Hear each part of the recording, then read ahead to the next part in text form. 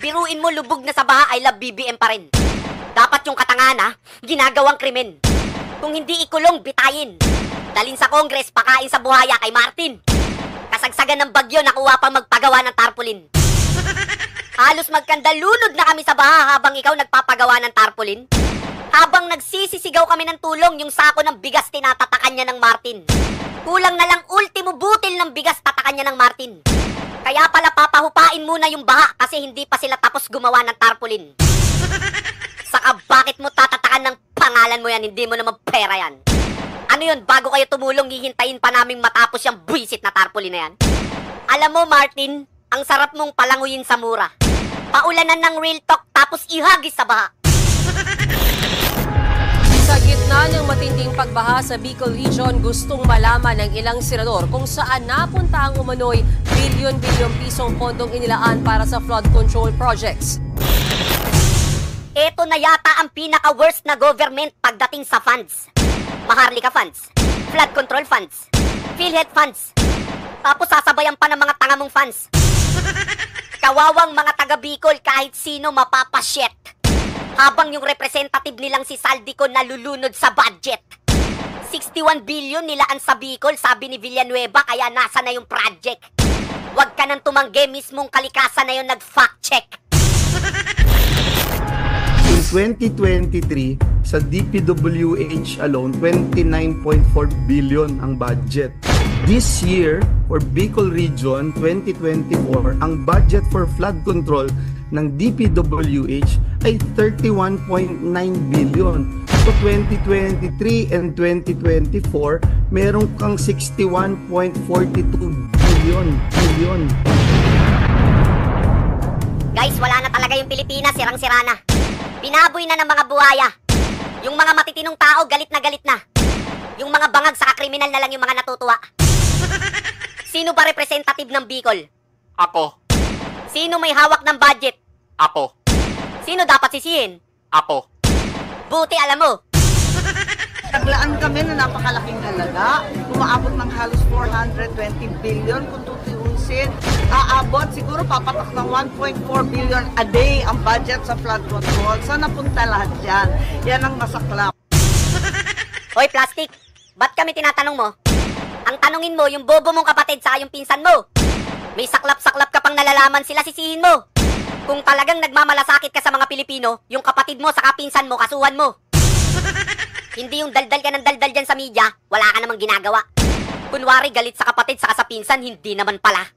Pangunahan mo yung hearing tapos patawag mo yung presidente. Hindi yung pasasakayin mo na naman kami sa balat ng mani. Alam mo na palang may nawawala, wala ka pang ginagawa. Binoto ka ng taong bayan para mag-imbestiga, hindi puro dada. Hindi mo mahahanap ang sagot kung puro ka lang ngawa. Lubog na nga tayo sa utang, lubog pa sa baha. Pinalaga naman niya ni Ako Bicol Party List Representative Zaldico. Wala raw katotohanan ng umano'y bilyon-bilyong pisong flood control budget para sa Kabikulan. Ang ina niya, mo. Basta talaga pambubudol, master nyo. Tapos kunwari may i-raid na warehouse ng bigas, wala namang nakakalaboso. Hindi kaya yung smuggler ng bigas isa sa inyo? Kasi lahat ng sako ng bigas may pangalan nito.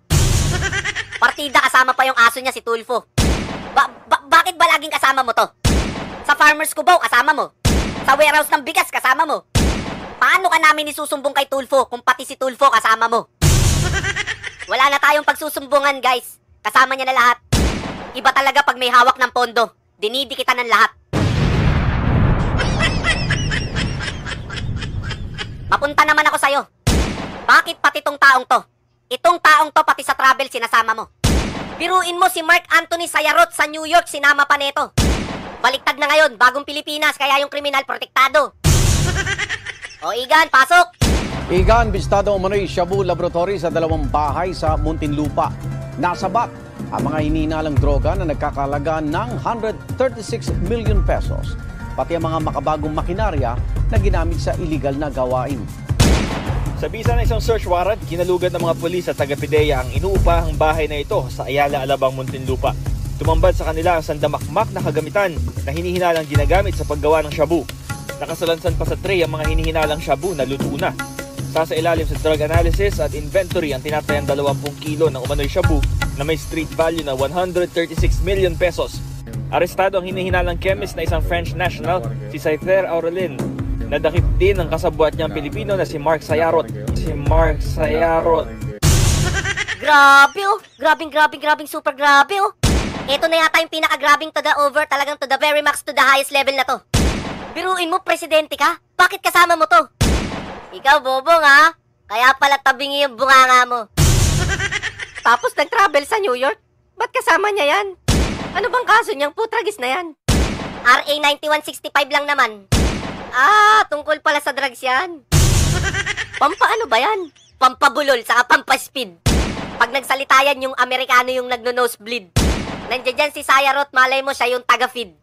Kaya tingnan mo yung bunganga ni Bobong, kala mo na palo ng pala sa iwahig. Biruin mo, nag-travel yan ha. Kasama yung hari ng pondo, si Bangag, si Kokak sa Amerika. Wala namang nakukuhang investor, parang tanga. Nag-travel yan, kasama si Sayarot, saan ka pa? Gamit pa pera ng bayan, saya-saya. Kasama pa si Cute. Cute! Tanggal ang pagka-cute.